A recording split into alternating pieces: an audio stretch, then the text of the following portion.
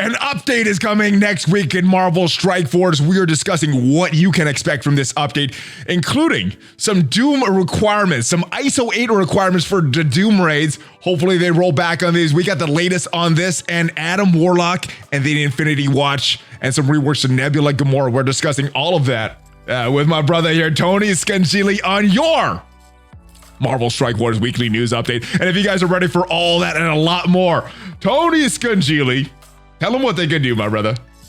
Make love, not Warlock. ValleyFlyin.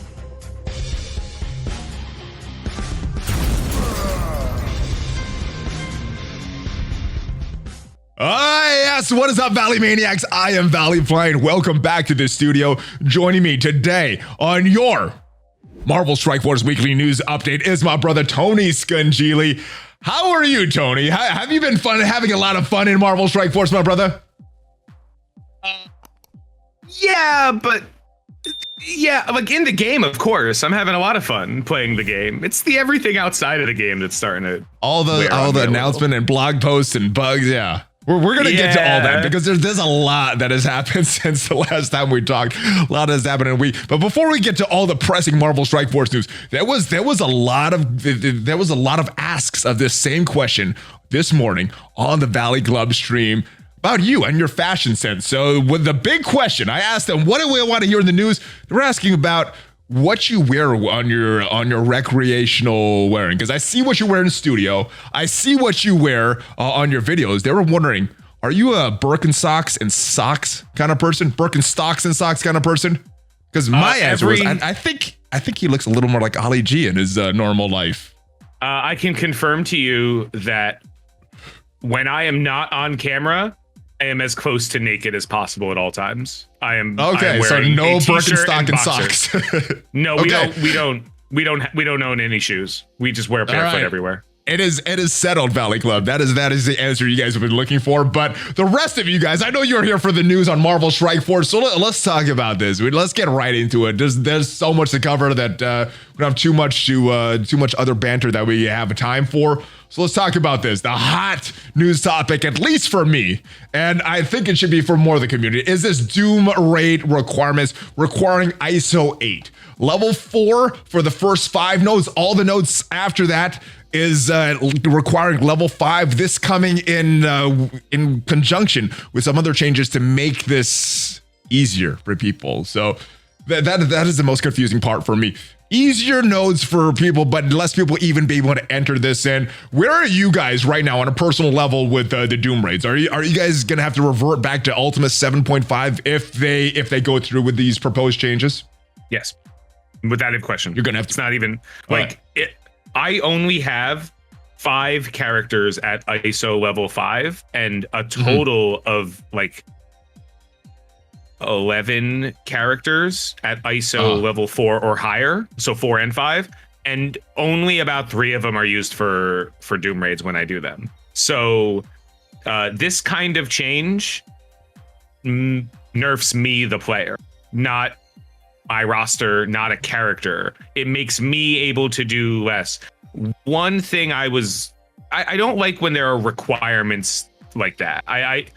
Some requirements are important because they give you something to work for as a player. But when you put a requirement like that in, it not only ruins what people are currently doing, it makes it more difficult for newer players to enter that threshold without a significant monetary investment or time investment on the other side. So the requirements for those, like in one raid, it's kind of silly to me. If they were to maybe separate it on a slider, like Doom Raid 1, Doom Raid 2, Doom Raid, like .1, .2, like they do with the alpha.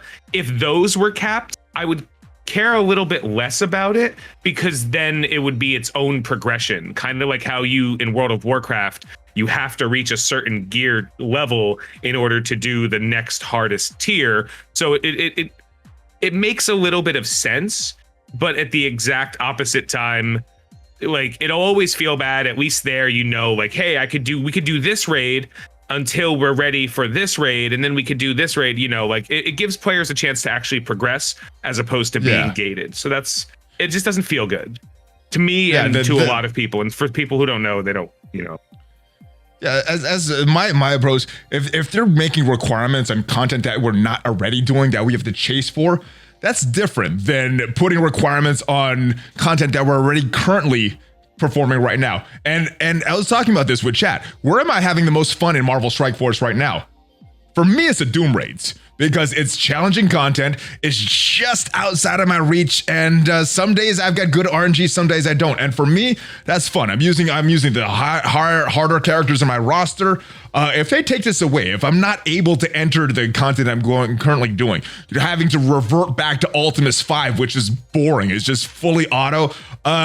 Where is the fun in Marvel Strike Force? Where is the fun in this announcement? That is a big problem for me. And everybody that's not in the Doom Raids yet, imagine if you're in Ultimate 7 right now, and now they put new requirements in this force, and you go back to Ultimate 6. Or if you're in Ultimate 6, having to go back to Ultimate 5. How fun would that be for your roster? And that's what I think is missing a lot here. They're not looking at the fun of this. They're linking this to ISO 8, which I guess couple different scenarios. Why do you think this happened? Because ISO 8 didn't sell well. They wanting us to get more characters up to ISO 8 level 5 so that when ISO 8 Blue is coming in this next update, there's other characters that we could actually equip this thing on, or it's just a bonehead decision that they don't know. Where are you lying as far as the reasoning for this? Well, ISO 8s didn't sell well, obviously, because you didn't need to buy them. That's the issue. Yeah. That's why the players the players is a hard thing. That's why predominantly the community enjoyed ISO 8s. There wasn't a lot of negativity around it, as opposed to like anything else, like RTA or Red Stars, anything RTA. else they've ever done. Yeah. So like when ISO 8s came out, we were like, these are great, thanks. And I think that there's a couple of clipboard guys over at Scopely that were like, wait a minute, why are we not making money off of this? And then Cerebro had to go and say like, oh, well, because the players are using it as a way to build up characters they like, to facilitate stronger things for like war and RTA. They're using it as a secondary source. Well, we're not making money off of it. So whatever we have to change to force people to buy it, we're going to do that. And Cerebro's like, why would you do that? Like, people are happy. Like, yeah, we don't want them happy. We want them spending money. That's the only logical explanation for this, because you can make stuff harder that requires ISO 8s, or that like the boost from ISO 8s will help your roster. But yeah, to say you need to have them, let the players figure it out. Dimension, right? Boundless. Well, do you do yes. You do Doom Raids, right? We do Doom Raids. Do you have any B teams? My characters aren't at level 5, huh? Do you have any B teams? Like, do you have a second not team? Not total B or team. like, I got different characters. I don't have full teams that I bring in, but Yeah. there's rotational characters that I bring in. So there's more than 5 that I need per trait node that we need. You know, I got more than 5 characters per each of those nodes, except for maybe Axemen and Symbiotes. But everything else, there's other characters that I want to bring in. let's look at Alpha right now. Like, if you go up the global lane, even if you have the strongest Axemen you can get, you can't use Bishop on those nodes. So you Yes. have to have That's fine. another character, right? And I use, Red Guardian Emma, or Zemo, Sinister, whoever I want. Emma. Yeah, like yeah. It doesn't matter. There's so many options that like the fifth The is Axemen are just so good. The fifth, as long as they're decent, they'll be good. Yeah. So that's okay, but taking that and applying it to the logic of Doom Raids, if I wanted to have a 6th character, that's a whole nother character I need to get to a higher ISO line. And it's before I could test it out without that investment. And now I can't. So there's so much of the community that's not at Doom Raid yet that like is waiting on someone to provide them with information, or waiting to figure it out themselves. And that opportunity is not there anymore. Like the opportunity to be like, let's test. We used to just test Doom Raids every weekend before we got comfortable with it and be like, okay, this is what we can use. This is what needs to work. Yeah. That opportunity is gone now. You need to now have an investment and a meaningful one in order to progress that way. It's just In order to just test characters. Decision. In order to just test characters, there's no way to test them without putting all those ions, all those ISO 8 crystals into these characters. I mean, there's this, and not to mention the effect this has on recruiting. There's this. this is such a tone deaf way to look at this. This affects so many areas of the game, none of which are addressed. There's no indication that we're getting more ions or more ISO 8 crystals to kind of ease the pain of this. But Cerebro did respond.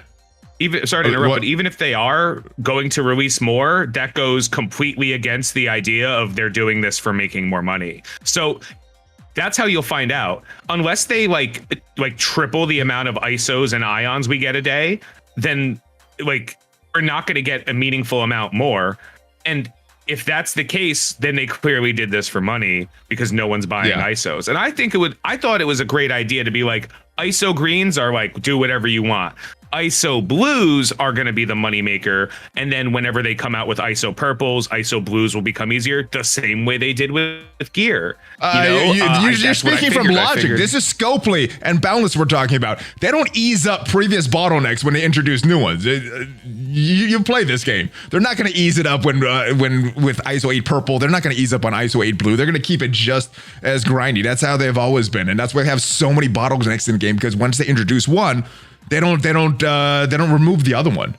But yeah, we'll see what happens. I hope they revert with these decisions. It is a big problem. Now, that's why alliances are breaking up. It's really hard to break through. It is. Well, hopefully we get a response very soon. We did get this response from Cerebro. Now, this was posted in the On Voice server public chat, so we are able to talk about this fully. I don't know if you saw this thing yet, but this was a response on Monday will we get a response on Monday? This is Cerebro's response to that question. So we're not getting a response on Monday, but this is their order of operations. They announce things, they give time for players to see it and provide feedback, which is why they normally announcing things on Friday. Now, the good thing about that Friday announcement, not in the game yet. They still have some time to change things before it actually goes live. So there's a lot of damage that was done with this. Some players preemptively quitting before we get a official reaction from this. But this doesn't seem like the best when you're angry the community so bad and then waiting to provide feedback. They collect and prioritize the feedback, present the feedback in a meeting where it's discussed, potential actions are considered, people will be break off to explore them, plans are presented, and then feedback is provided by the stakeholders. And I think this is where the disconnect is, where they're involving stakeholders. And as you know, these stakeholders probably not actively playing the game like we are. Then they go a final proposal, made a plan with dates attached, drafted a meeting. Stakeholders review the messaging and give feedback again at this point, and then messaging is published at the appropriate date. And this is if these actions are taken. So when you saw this, what was your reaction? What is the big problem with this order of operations that they're going with here? So first of all, that's not like, as a project manager, that's not an agile workflow or Scrum. That's an IT project management workflow chart. It's ITIL version 3 foundation. For anyone who's a project manager, you'll know what I'm talking about. Okay, explain, because I'm not a project manager. Yeah. So basically, yeah, exactly. So basically, the way it's lined up is present, adapt, review, determine whether it can be done or not, determine what level the feedback can be taken into, then represent. It's a cycle, like represent and then eventually go live. It's the concept of going from whiteboard to production in a period of time.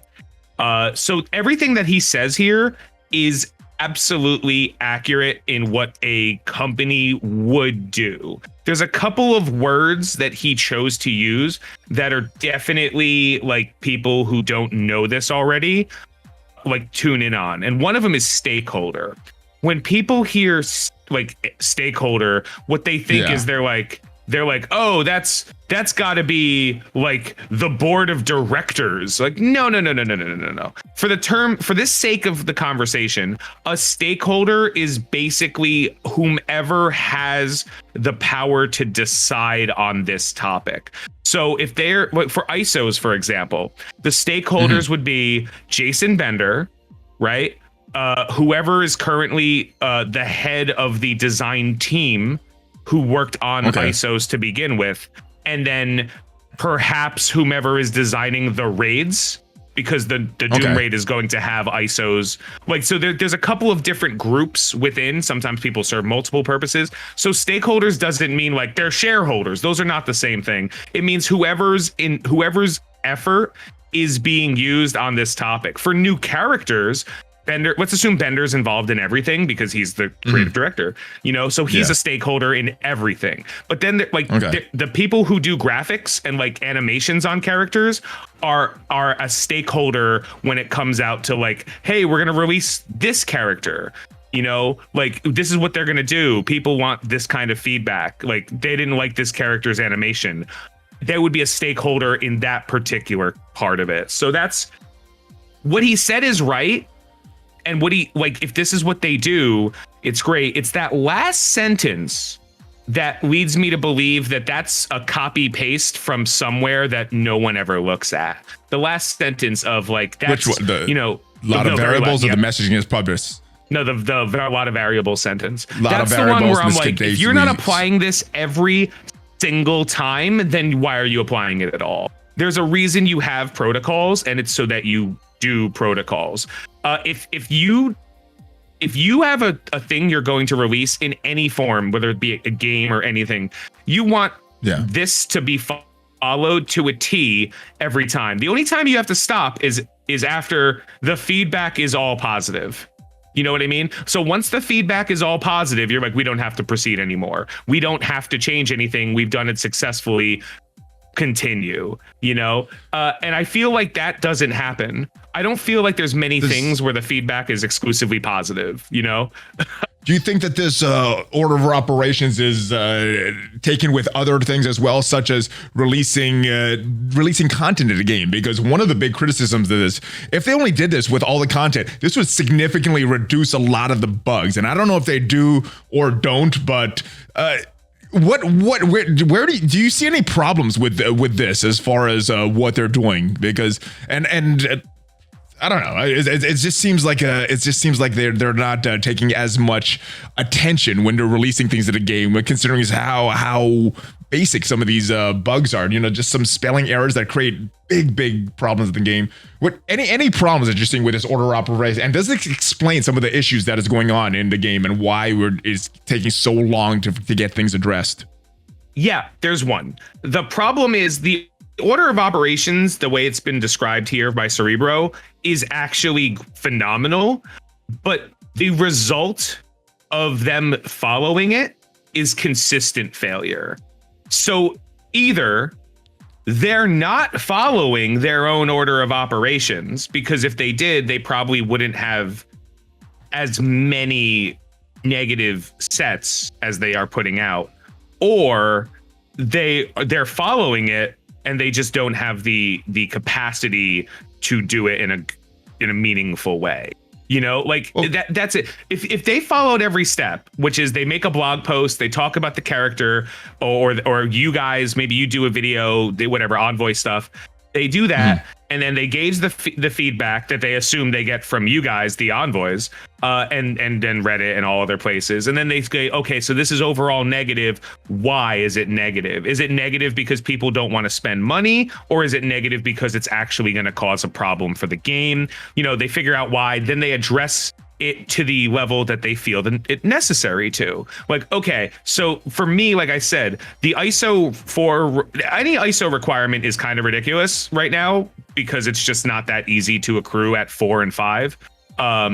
Not hard, but not easy enough to get a meaningful amount of characters like 20 or 30, especially specific. You know, like gear tier 13 is something you can do in a week on a character if you target and try for.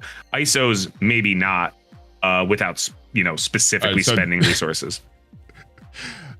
For me, I think that what they need is some feedback beforehand.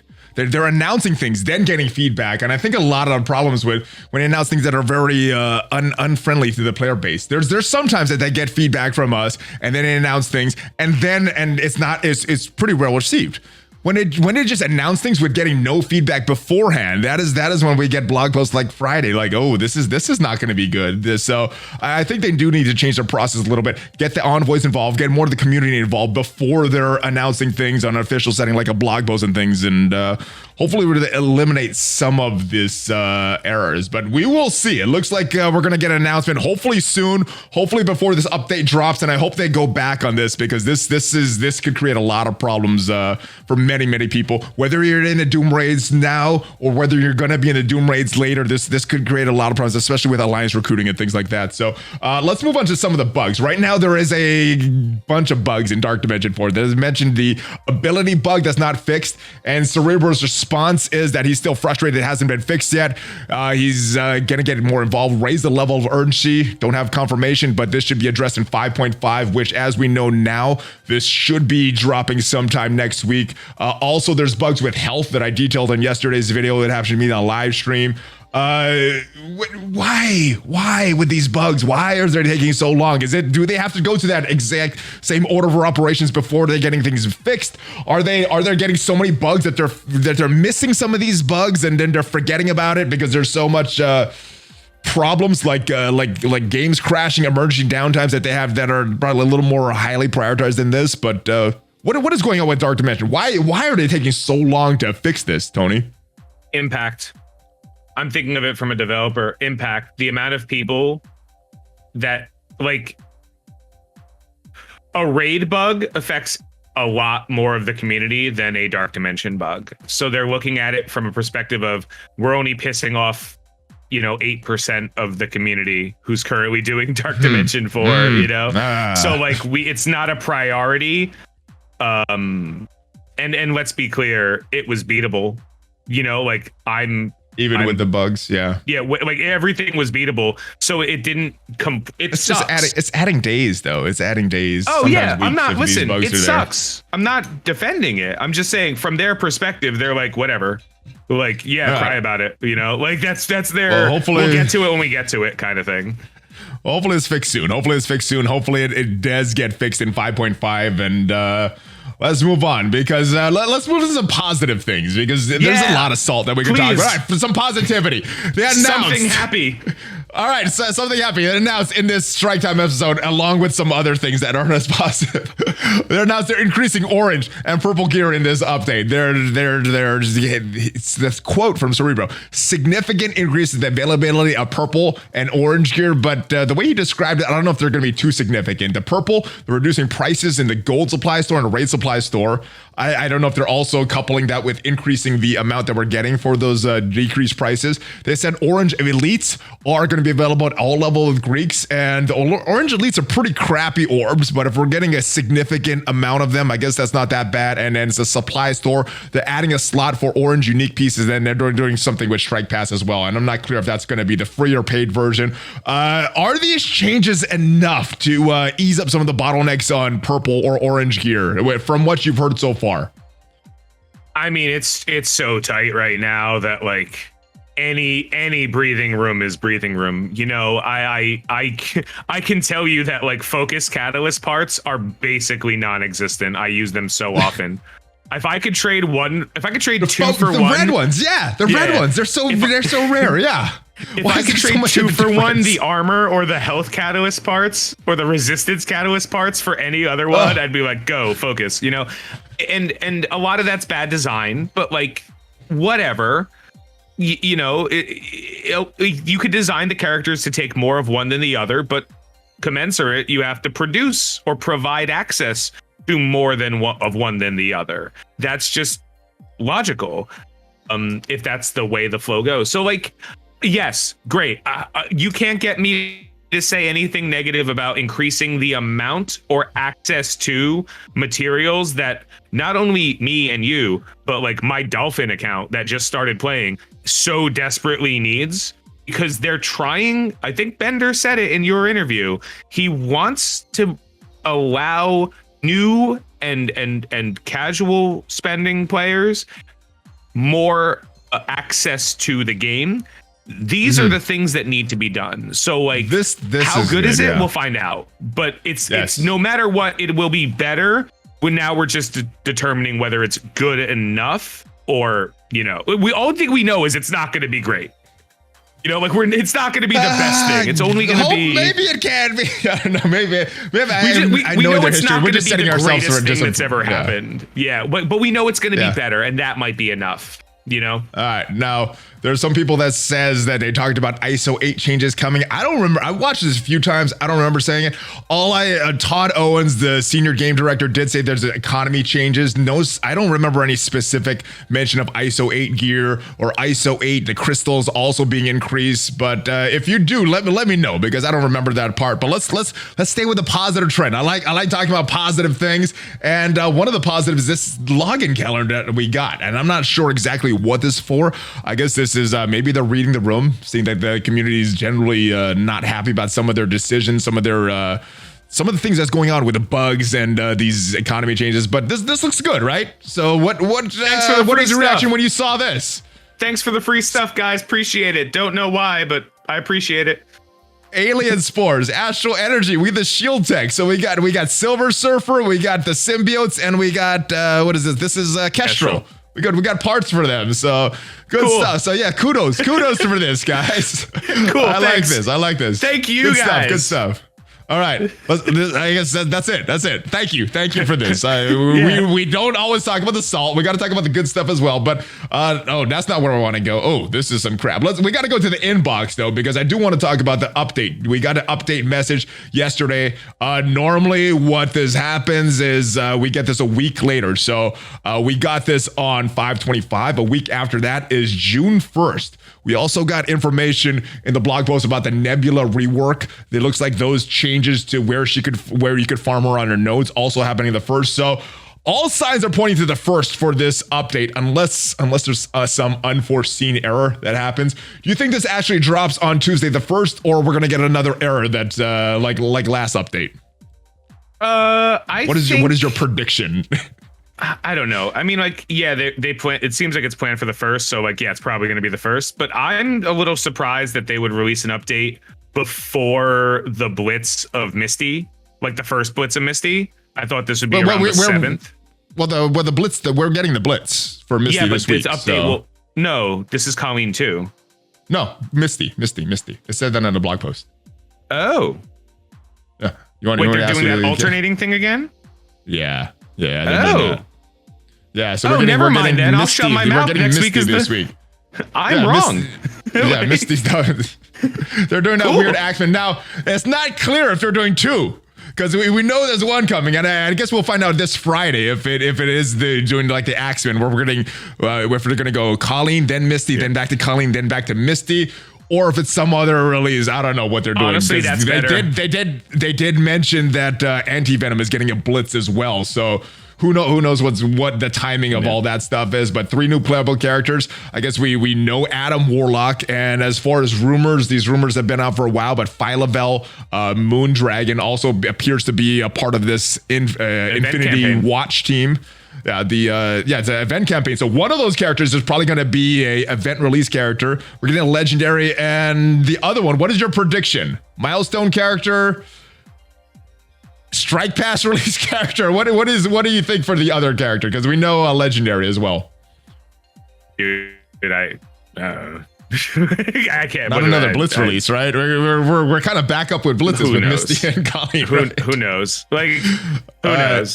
We know it's 3 characters. We know there's a new legendary event. We know it's Adam Warlock, right? So we like, I don't know. They could do anything. It only says for better 3 new or worse, characters. ISO 8 Blue is also coming. Yay! And way to costumes. take the wind out of the sails about that, by the way. Way to go from like, yay, ISO 8 blues to, ooh, ISO 8 greens suck now. You know, like. Well, all they had to do was get a little feedback before they made that blog post announcement last week, and I think the community would be a much different place than they are right now. But yeah, that was not a very good announcement. Now, we got information about multiple men having his red stars featuring. A little surprising, considering that they said there was one more day for Misty Night, and then we would get back to the increased drop rate for those dark promotion credits. But we got this right here now. Not a huge problem with this. I know they did say that they're sending out compensation for Mum. I thought it was sometime before this, but they said sometime during it. Now, I have not received any compensation for that. I have not heard anybody receiving compensation for that. Have you heard of anybody receiving compensation for multiple men? Now, if you guys weren't playing back then or don't remember what was happening back then, when he was added to the Red Star orbs, well, he wasn't really there at his future drop rate. And I think they did give the compensation for the events giving the wrong orbs, but have you heard about anybody getting compensation for the first iteration of his feature for multiple man?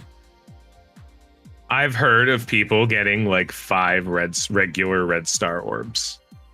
Based on how many they've opened, like 5, or is it a slower conversion? Nope, just I got 5. like I don't. Now Chad was saying this morning that this, Good. Oh, some people are quitting over this because they did not get back what they opened. They did not get it back in a 1-to-1 ratio. And one of the names I've heard was the Ags, the first person to complete Dark Dimension 4. If he does in fact quit over, both of them, the leaders of that alliance, Remenex's alliance is splitting up because of this, coupled with the Doom Raid requirements. I mean, a lot of high-end alliances are in flux, and where will we get the I mean, what can be done about this as far as the compensation right now? What should have been done to make the players whole and with their screw ups? Why not be extra generous with this? Why be extra stingy when they're screwing up? They did it right with Emma a long time ago, where it was like, whatever you opened, we'll give you that. Because again, compensation has to be two things. Let me push back into Emma a little bit, because they did give out stars for people. I think that was a little too far, but giving out the Red Star orbs and stuff, you like that? I thought. No, I'm a huge fan of it. The reason why is very simple. Compensation has to be two things: reparative, and punitive. Yeah, it has to be punitive. They didn't punish themselves at all with this. It has to be. We are making you okay for the mistakes that we cost you. Yes. And we are putting ourselves, we are our harshest critics. Okay, well, put your money where your mouth is and put something on the line. So if you're going to give out, if you make a mistake, give out what you consider to be hundreds of dollars worth of materials, because that will prevent you or make you decide, hey, we should take this more seriously. We should make sure this doesn't happen again. You know, that's the case. I know. That seems logical to me as a player. So apparently the correct answer not is to the stakeholders, they shouldn't be giving away a free character shard. They shouldn't be giving away a guaranteed 5, 6, 7 star multiple man to characters who open 5, 6, 7 red star orbs during the event. They shouldn't be. But the reason they shouldn't be isn't because it's unfair. It's because they shouldn't have made the mistake in the first place that required it. That's the truth. This is a common mistake as well. This is a common mistake that they go through. And just go public. Just say red star orbs will be like, from now on, the special event will start an hour after. This way you have the downtime. It doesn't have to be at exactly reset. Just be like, hey, it's going to be an hour. This way you can check. Here's the thing. If they're going to do that, don't have the featured character up there in the in what is this, the artwork for the red stars. Put it in once it's live. Put that artwork in once it's live. Don't put some the artwork there when it's not even there. Don't advertise, hey, you get an increased 15% drop for this character and it's not really there. That's they have complete control over this, dude. They do complete control over when this stuff goes live. Like it's not like our hands are tied. It goes live when it goes live. Like no, you choose when. Make the choice. And put someone in on it. There's a serious disconnect, I think, right now with the folks over at Boundless and the players. All right, and we could go on about all the punitive stuff that Scopely needs, but let's talk about a kit reaction, because this video, we're already about halfway through, and we got a lot still to talk about. Adam Warlock, his kit was revealed on Friday, along with that horrible Doom ISO requirements. But what did you think of, before we talk about his unlock requirements for for Adam Warlock and everything, what did you think of his kit in general? How much of a game changer is this kit going to be, especially on a full Infinity Watch team? Yeah, he looks insane. This team looks insane. Everything looks insane. This is Black Order. Is this designed to beat the Black Order? Is this the Black Order killer? Is that what you're seeing? No. I'm saying this is this year's Black Order. There's going to be the people who Maw. have the Infinity Watch team. Oh, he's 1,000 times better than Ebony Maw. He's Ebony Maw, Gamora, and Thanos. This is the Black Order. You're right. No, this is like. Remember when the symbiotes hit, right?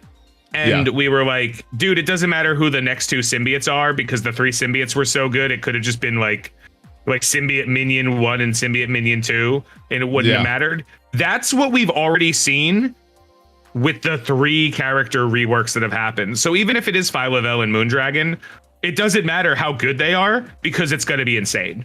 They're just going to have that tag. All they need is that tag to make the other characters so good. The Infinity Watch tag. All right. Yeah. Let's talk about this new mechanic. Now, this wasn't originally there. This was added after Safeguard mechanic. This is a new positive effect. Locks positive effect onto a character. They can't be cleared, cannot be flipped. Safeguard itself cannot be copied or stolen by enemies. A character with Safeguard will hang on to their positive effects until they're used up normally, no matter how powerful their opponent is. For example, a character has 2 turns of defense up, 2 turns of Safeguard will keep those defenders up until they normally expire in their turns, even when being hit by characters that would normally clear or flip them.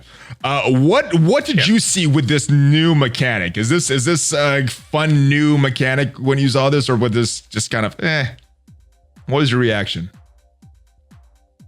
My only first of all, I think it's cool, so I'll just get that out there. My only reaction though was like, don't make it green. Don't make it with the color of a buff if it can't be interacted with like a buff. Like, make it a different color. Make it blue. Make it yellow. Like, we know reds are debuffs and greens are buffs. This can't be interacted with. Yellow is not even charged. A buff. It's a status. Yeah, yellow is just pick charged. another color. So Purple. Blue, Who cares? Blue. All right. Make it a different color. This way we can like recognize, because again, buffs can be manipulated. Like, you can flip an immunity, you know? This is not a buff. It's a status. It's something that affects your character. Don't make it the same as a buff. It just becomes confusing from a player perspective. Like, I like that. You know. But that's it. But outside of that, this ability looks insane. Like, this ability is insane, and I can't wait to see it everywhere all the time and ruin Arena. Insane ability, insane kit for Adam Warlock. All right, let's talk about the more controversial part, the unlock method for Adam Warlock, and probably the most free-to-play unfriendly method that we've had so far. I don't know if any free-to-play players are going to be unlocking this on the first time. We have the requirements: Jubilee, legendary requirement. We've had that before with Black Bolt for Ebony Maw. We haven't had this before. Characters that all unfarmable. We've had 2 unfarmable characters, 3 unfarmable characters. We've never had all of them unfarmable. And then also these requirements, because he's a mythic legendary character. We need to get some stars for characters, which is normal, but also gear requirements and ISO 8 requirements, which in itself, I don't think is that bad, but coupled with the fact that their doom rates are now going to require ISO 8, what was your reaction when you saw these requirements for the Adam Warlock in its entirety? I wasn't happy. I don't think anybody happy with this? It was one. Well, so I was thinking backwards, right? Like, what if they had done this for, and then I went back to some other legendaries and went, no, that would suck. That would suck a lot. Yeah. It would suck if I had to gear tier 14 my stature to get Doc Ock. And I'm not saying they're going to go backwards, but if they had done this then, it would have been like, again, it goes down to requirements. When you make something a requirement, the reward has to be worthy of the investment for the requirement. And is Adam Warlock a worthy enough reward? Oh, who's to say? Is he more worthy than Maw was when he came out? You know, like, I get it, and I'm okay with having additional requirements, and that's fine. But like, let's be clear, I really don't want to get a gear tier 14 multiple man. I don't want to do that. I would agree with you as well. I have to do that, and that's not right away. I mean, who's going to have all these characters at 7 stars right now? But eventually down the road, to get that 7-star version of Adam Warlock, you have all of these characters at 7 gold stars already. Not all of them. Not Polaris. Okay, jeez, you're wailer than I thought, Tony. I thought you were the lighter span. All right, so I guess Polaris maybe will be the one, but yeah, gear 14. I don't have as much of a problem with these requirements as I do with the requirements for Doom. As far as the tier 14 and ISOs as I do with the Doom raids, because this is new content. This is something we're chasing. Whereas Doom is older content that we're now being gated behind these new requirements. But as far as these characters, unprecedented. Do you think this is the trend going forward, or this special mythic legendary character, and he's kind of a special that have these extra requirements? What do you feel going forward? Is this isolated, or this is the new trend? That's too early to predict. All right, so we got information on Adam Warlock. We got information on his unlock requirements. Yesterday, we got information on these two other members of the Infinity Watch currently in the game. Been trashed for a while. Despite everything going on in the game, I was super excited when I saw these reworks for Gamora and Nebula. So happy that they're finally going to be usable. And Gamora looks to be potentially on this Infinity War team, one of the strongest, if not the strongest, maybe that's going too far, but one of the strongest characters in the game. What do you think of the empowered version of Gamora? These characters are insane. Like everything this is insane. I'm not even exaggerating. 600% damage, coupled, not just that, she's getting a stat boost for 100% health, 40% more damage, and she already has a good damage stat, 600% armor, and 20% more focus and resistance. My goodness, Gamora, why is she so strong now? Let me be clear, okay? We are not. This is not power creep. Like power creep is a creep. Like when you think of creep, it's like it's a crawl. This is a power spike. This is a power leap. This is a power run. The last the last 6 characters that have been updated, announced, or released have been stronger than like the last 4 legendaries.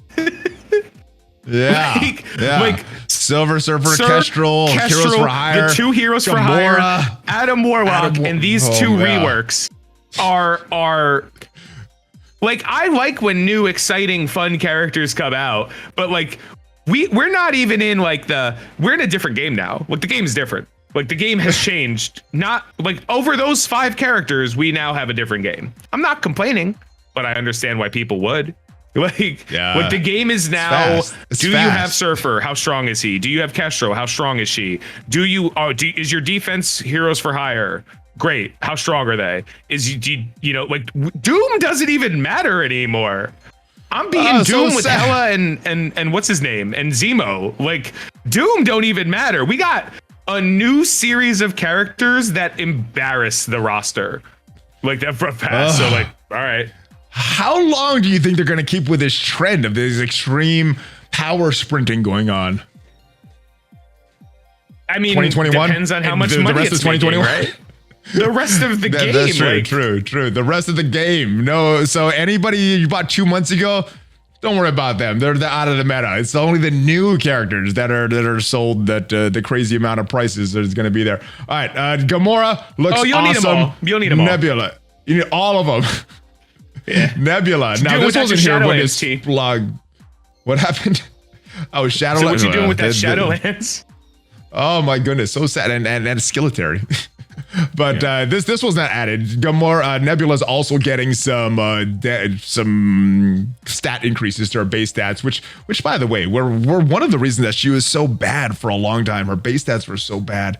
But Nebula's kit. I'm confusing them again. What did you think of Nebula's kit? And let me point out this: her basic. 10% of the target's max health, percent base damage on a basic. We've seen those on legendaries. We've seen those on characters like Yellow Jacket on a ultimate with a 5-turn cooldown, but not on a basic that you can do every single time. Do you think this gives her some value in Dark Dimension? Yeah, her basic does 10% damage. Come on. we went from someone mentioned the other day, if you said spend $300, I spent $300 like investing in Nebula, like buying gear for her, we would think you were a crazy person. Like we're like, oh no, quick, keep him away from the sharp objects, put him in a padded room. Now it's like, no, that's totally reasonable. Like she's Now it is. her basic alone is insane, let alone the fact that we don't know what part of her assist is going to be relevant on that, but it's going to happen. Look at her. Like she has 100% assist on her full team.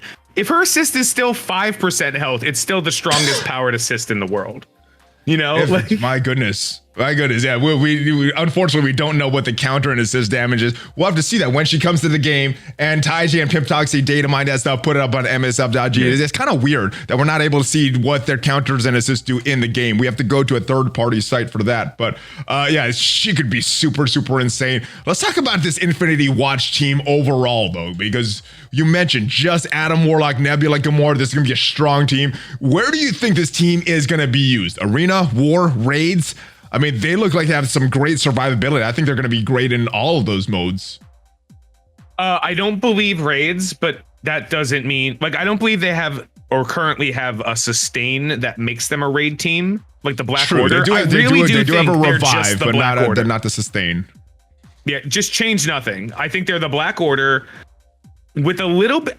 If it looks right, they look like the Black Order with a little bit of give.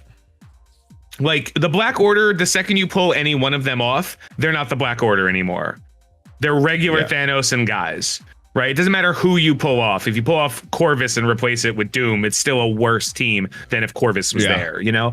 So that's what this looks like that, but with a little bit of give. So you might end up with the full Infinity Watch team being absolutely insane, or you might end up with like the 3 Infinity Watch characters plus, you know, Kestrel and Emma or something. Like there's so much power within the confines of what the 3-piece does that I'm thinking it's like Black Order, not even 2.0. I think they skipped 2.0. I think it's 3.1. I think that's like, hey, it's the Black Order team. We're together. It's going to be great, but you can mix and match and move characters around to make a fundamentally better team. I like the way that this empowered with this because and it's different than the other charge. This Gamora is a character that you want less charges on her. So yeah, if you're using Infinity Watch, you're getting those charges. Full Infinity Watch, she's starting empowered though, so very, very strong. But I like the flexibility that they gave with this kit for reversing the charge. So I like their creativity with that. Let's talk about the availability update of Anti-Venom and Yoyo. We had Datamines about this a few weeks ago. We seen the official announcement in the blog post yesterday. It happened. It went live. I mean, we saw last Friday, excuse me, but it went live yesterday. Anti-Venom, now in premium orbs, exclusive to premium orbs, which not as good. It means that there's 3 of these symbiotes are orb exclusive right now. Yoyo going into the raid store I think was positive, but what are your thoughts on this messaging overall? I think there's some positives, some negatives. What are your feelings? I thought that they said they wanted to make the game, or they wanted to make catch-up mechanics easier for the players of the game. You don't think locking him behind that makes it easier? Why are 4 of the 5 symbiotes in the hardest possible locations to get? Why is Carnage War Store Scream in some arbitrary arena orb they created? Symbiote Spider-Man still gated behind milestone orbs, and now Anti-Venom. I mean, to be fair, he's in other orbs too. Anti-Venom's not being removed from like the Ultimus orb or the Mega orb or the basic orb. He's just being a boosted premium. But I don't think it would be nearly as big a deal if Anti-Venom was a premium orb exclusive if there was less than 100 characters in the premium orb. You know what I mean? I think it would be like, oh, cool. Now there's a chance. Like he's a 15% or whatever. He's a boosted drop rate in premium orbs. But like you could still pull a Hydra armored guard. That's got to stop. Like we're done with that. Like what is a premium? Why are the premium orbs premium? It doesn't seem very premium to me. Is this there's more shards in it more than the basics? You got to remember when it came out, the basic orb was 1 to 5 character shards and the premium orb was 15 to 25. The problem is they never updated it. They were just like more characters. Not like somebody there has to figure out that like you can't just keep adding and making like no one's buying premium orbs. You're not spending money on them even if you're No. a newer player, because the value is so diminished. Like it's a lesson people learn. They're like, oh, I'm going to buy premiums, because in other games, premium orbs are absolutely the way to go. You could pull hundreds of shards in premium orbs in other games. This one is just like, here's 50 shards of a minion. Or sorry, they don't do 50 drops of minions, only 25. Here's 50 Nebula shards. And you're like, yeah, I guess, you know. I don't know. Well, they said they were removing people from the war orbs. That hasn't happened when they yet. Said that. I remember when they said that 6 months ago. Months ago. I almost don't remember it. It's so long ago that they said that, and nothing has been done since then. It almost slipped out of my mind. Speaking of nothing has been done, you know, we still haven't received compensation for that time that they messed up with the gold, right? Oh, which one is this? I'm losing track of these. Which one is this? To take the game down. Oh, for the initial. Yeah. No, we did get something on our inbox. I wasn't sure what that was. What was that for? We received the original compensation. That was original compensation. The compensation that broke the game, that forced them to take it down. We received that correctly, but we have never received. We received something last week that I'm not sure what it was. It was on my Twitter. I don't know what that was for. All I remember was it wasn't particularly good. It was okay.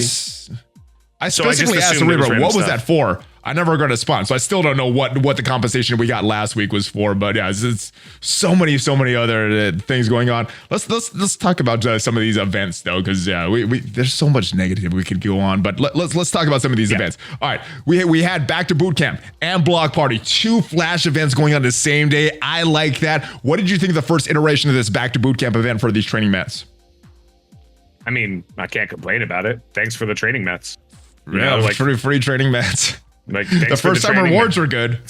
Yeah. So next time it comes back, we'll be able to get the tier 6 on it. So get a few more. So good. And then the tier 7, the third iteration. Did any T4s you did with the T4s from the Block Party?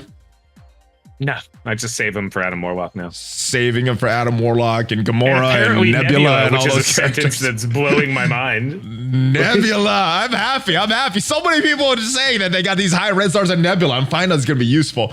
We got Chaos Theory coming back this week. Any plans with your promo credits? Surfer, or are you saving them to the store? Surfer, yes, that's a good thing as well. So Surfer, let me know where you guys are going to use your promo credits on with these Chaos Theory. But Doc Ock, he has a calendar that is live right now for our people from the future that have seeing this. We got 2 versions or 2 times we're getting a login character shards for Cable, 2 for Deadpool, and 1 each for Negasonic, Domino, and X23. Doc Ock coming back very, very soon. I know he's your favorite character in the game. What are your thoughts of Doc Ock coming back 2 times before Jubilee comes back the second time? I thought if we went into order, Jubilee should have come back before Doc Ock. It looks like it's happening after, but they're giving people a little bit of extra time for Jubilee. They're giving people a little bit of extra time because of Adam Warlock, which I like. Yes, I understand a lot of people still don't have Jubilee and they've been waiting for her, and I'm sorry, but if I was in their position, I would have done the same thing. I would have been, well, first of all, I wouldn't have made Jubilee plus X Factor the unlock, but that doesn't matter. If I did make that foolish mistake of a decision, I would have been like, let's give him a little bit of extra time on Jubilee. So it's a positive thing. It's a good move to make. Like, honestly, the difference is now I'm getting a 7-star Jubilee. You know, like that's what the difference is for me. I went from a 6-star guaranteed to now I'm getting a 7. More people are going to unlock Jubilee now than were before, and some people might be getting a 6-star instead of a 5, depending on what they're working on. So it's a big jump. It's a reasonable jump of time. The only downside is, for me, Doc Ock came on like April 5th, and we're in May. So it's less than like, it's quick, right? We were just talking about Doc Ock literally about two months since he just hit, and that was not enough time for me to get the last shards I needed on X23 because I was like, whatever, I got plenty of time. That's good. So I'm like, not like, whatever, screw you, Doc Ock, I'll keep you at 6-6. You're not going to 7. And confirmed, guys, in the blog post from last week, another sentence added on the bottom in addition to safeguard. The next Jubilee event will be taking place before the Adam Warlock event. So, yes, good news all around. If you're waiting now, if you're wanting Jubilee right now, not as good. But if you're wanting Jubilee for Adam Warlock, this is very good news. We have, as far as the blitzes that we were talking about, the blitzes coming this week. We have Foxy Cleopatra Blitz, which is what they were calling Misty on the chat this morning. But yes, so they're doing that reverse thing that they did with the Axemen. Missed on May 27th, so tomorrow, as of us recording this, Heroes for Hire Misty Knight's Bionic Detective Blitz. So don't miss your chance. Yes, Misty Knight. How hard are you pushing for this character? Have you bought her offer? Do you already have her unlocked? Are you? You did. How are you liking Misty? Oh, Misty's my favorite. Yeah, more than Colleen. Well, Colleen is a blunt force object. You know, like she is the I'm going to kill you character. Misty's like, go kill them. Gotcha. Yes. Like Misty's like that one, and she's like, okay. So and poor Iron Fist and Luke Cage are like, and we're here too. Like, all right. Iron Fist is the healer, Luke Cage is the tank. The damage dealer is Colleen on there. Yeah, there's a reason I've been slowly bringing my Colleen to gear tier 14. Like, I'm just like, hey. I'm not bringing her to 15 because I'm not using her in any game mode. Like, she's not a Dark Dimension character for me. She's just to annoy your war opponents. Yeah, she's literally just like, I don't want you to be happy, war players. And I want to be very clear. I love the Heroes for Hire team because it makes war not suck anymore, not boring anymore. Like, at least now, if I see like I think Redmond was talking about a team called Kestrel for Hire the other day, which is Kestrel plus the Heroes for Hire in a room buffed by security because they're so fast, they keep getting her extra bonus attack. So like that team is like insanely hard to beat if you're not prepared for it. And that makes me happy. I want to go back to wars where you're not full clearing. How do you beat that without your own Kestrel though? 2-tap. You kill Kestrel first, and then you use whatever team you would normally use for. All right. Yeah, 2-tap. 2-tap right now. Kestrel's on that team. Kestrel's on that team. Yeah, well, that's what does. You could use Shadowlands to probably do a decent amount of damage to Kestrel because they're so fast and so quick. Like you could probably knock them down, and then you could, beat the Heroes for Hire. It's basically Kestrel is the best 5th for Heroes for Hire because she's like insane, but at the same time, there's no different, right? Like you're gonna probably 2-tap that team if they're using like a significantly strong enough Doctor Doom or something along those lines. So even if you can't beat the team, right? That changes the war because then you do the same thing on defense. It's a fail. Yeah, it's a fail. Yeah. So like I like that. I like it if war is less about full clearing and more about getting what you can and taking advantage of it. So like that's how war used to feel when it started, and like this is the beginning of that. Sure, there's answers, right? There's always an answer, but the question is how many people have it, and how many answer is do you Infinity demand? War. The answer, the answer is Infinity Watch. Yeah. The newest team. We're power leaping, guys. All right. So a lot of stuff going on with MSF. Some good, some not as good. Hopefully a lot of these changes that we talked about that are negative, they still have time to revert these changes. So not all doom and gloom, not yet.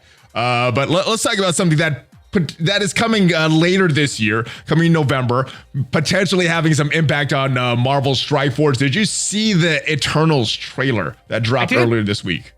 What is your thoughts of it, and what kind of impact do you think it's going to have in Marvel Strike Force?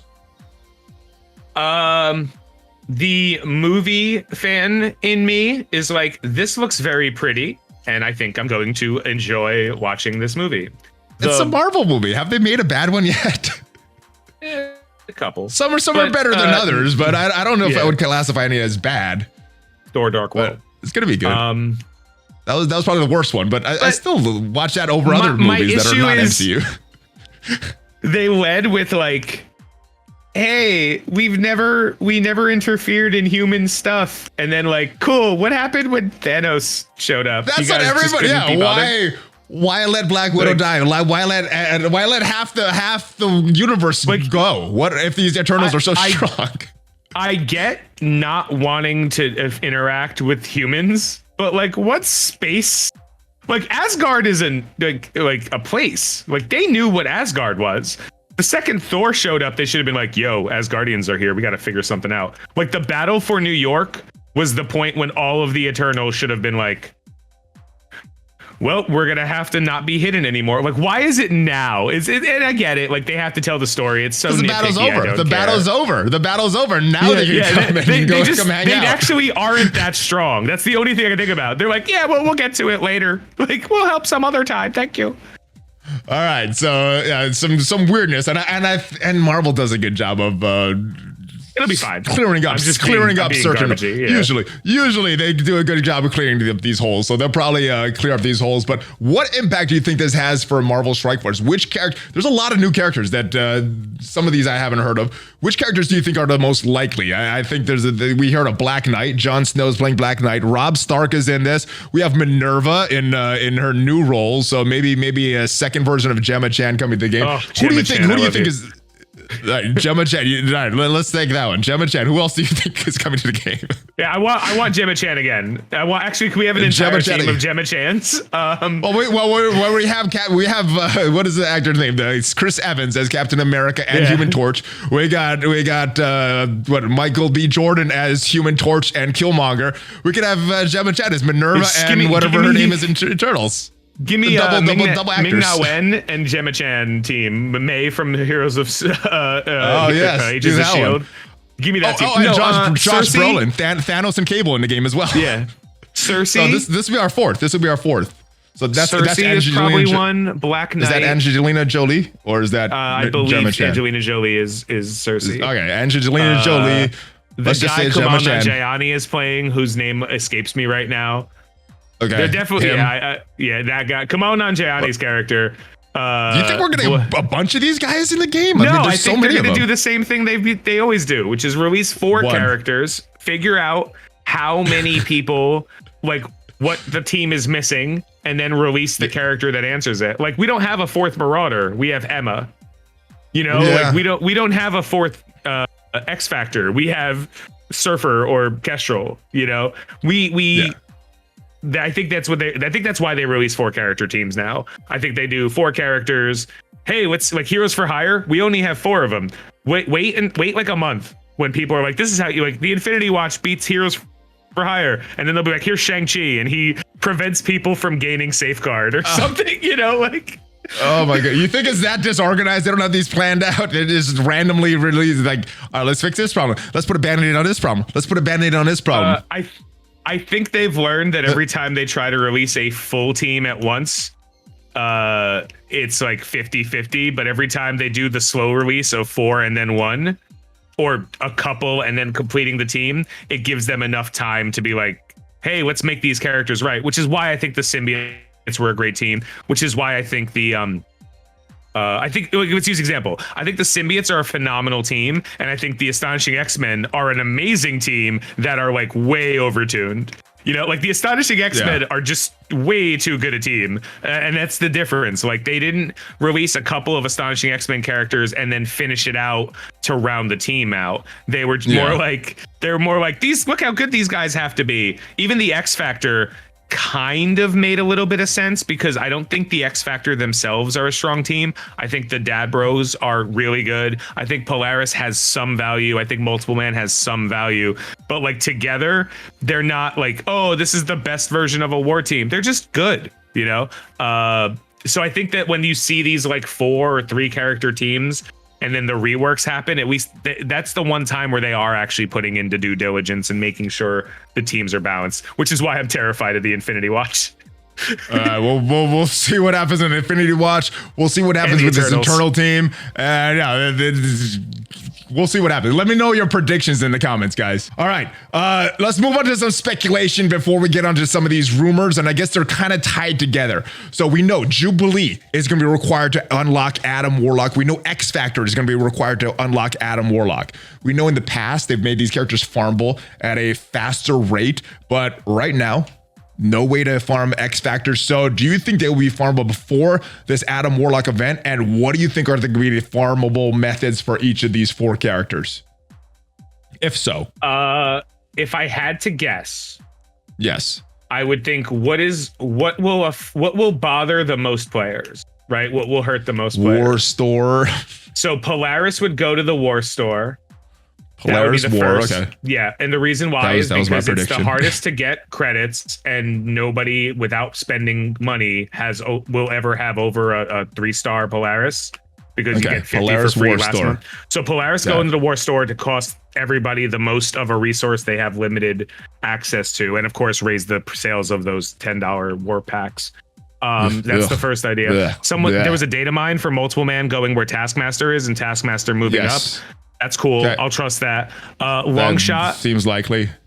Longshot is a good character, but because he's a good character, people are going to buy him, I believe. So I wouldn't also be surprised if he was a very late game node, like late game farm. Maybe maybe he takes over a character slot in an end game. Basically, they're going to give him the Hella treatment, or they're going to put him in like the arena orb. This way people are forced to spend 800 credits for a chance to get him, as opposed to that. And then Shatterstar will go in the Blitz Orb exclusive or something like that, right? And again, I don't want any of these things to happen. These are just the absolute worst case scenarios. So I'm like, this is the absolute worst that can happen. I'm through predicting based on what makes sense, because X Factor and Jubilee. So we're done predicting what makes sense. Now it's just, hey, what's the worst thing? Like, what would suck the most? And that's what I'm now predicting from now on. Like, whatever would suck the absolute most. It makes sense to the stakeholders, Tony. Tony, it makes sense to the stakeholders. It just doesn't make sense to the players. It doesn't make sense to the players. By stakeholders, I assume you actually mean STEAK, like the meat holders, because they're just standing there holding steaks. I got my stakeholder right here. My stakeholder's right here. All right. Yeah, right. So that was kind of in line with my predictions. I thought Polaris War Store, multiple man, let's believe the data mines and say nodes. I was a little flip flop on the Shatterstar. I thought Shatterstar to the Arena Orb based on his inclusion in the Battle Pass, and the other Battle Pass characters were in that. Could be the other way around. And I thought, what is it? Shatterstar? He was a campaign. And he was in orbs. No, I'm talking his inclusion in the Battle Pass. He's in the Battle Pass right now. I'm just saying, they've given away a generous amount of Shatterstar over the last 6 months through gameplay. He's in one of the orbs. I think he's in the Gamma Orb. So it would make sense that they wouldn't be locking Shatterstar. Like, he would be a way easier to get character, Blitz or Blitz Orb or something like that. But that makes sense as well. Shatterstar without Longshot, he's okay. Longshot without Shatterstar is questionable at best. Yeah, you know what? Your way sucks more. That's probably going to be the way. I told you, it's whatever way sucks the most. That's my prediction from now on. I'll be pleasantly surprised if I'm wrong. That's it. All right, so one last rumor that I want to talk. We did talk about the multiple man taking over Taskmaster's spot as far as data mines. There's one other data mine that I saw, and I heard about it. Excuse me, I didn't see this firsthand. I'm not sure who did this data mine, but there's data mines floating around that they're gonna be requiring class 4 ISO 8 for the Doom raids. Now, they did say in the blog post that the first 5 nodes of every Doom raid would require those 4. So I'm not sure if this is a rolling back from 5 to 4, or if that's just that niche requirement. So I don't know if you saw the data mine, but let's assume that the data mine is accurate and done. Sure. What do you think that means? Do you think it's going to mean these characters in that's requiring it, or do you think they had their meeting and they're rolling it back to 4 instead of 5? I think it's a rope-a-dope.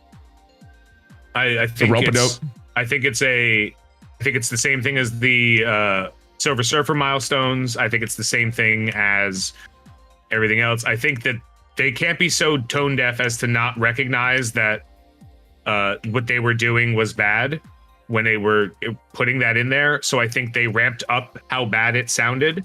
They're like, okay, let's try this. Like, maybe they went to the conversation and then they figured out, this is probably a little bit better, so we'll do it this way, but we'll advertise it as if we're doing it this way. So by our generosity, people will tire themselves out of being so angry that we did it this way, that you'll be like, well, this is better, I guess. I really do think that happens more often. I'm giving them that much credit. I think that the amount of time that they could spend like making good decisions. I think they spend making decisions that trick us, that try to gaslight us into thinking this was always going to happen. You know what? I agree with you. I agree. I think that's exactly how they do things. Like, oh, let's let down 4 ISO 8 class 4 for these doom raid requirements. But you know what? Before we do that, why don't we say in the blog post it's going to be 5? See how the community reacts. See how many people are quitting. But that question was posed on Reddit, and the Cerebro's response was this: completely refuting. You're giving us too much credit. If we're able to be that deliberate, it would be put to use in more productive ways. Sometimes we simply miss the mark, and we're shooting for it, and we have to correct it for player feedback. That's how it helps them. So. I don't know. They're right. saying Cerebro has no going, reason to lie. They're going for the more Occam's razor approach. They're going for the stupidity, not knowing their player base, as opposed to malice. Which one is worse though? Not knowing their player base, not knowing the effect that this is going to happen, not knowing this is what the ramifications are for the majority of the player base, or maybe not the majority, but a lot of the player base, and then or are they playing next level 4D chess with us? No, they're still playing hopscotch. They just think that we're idiots.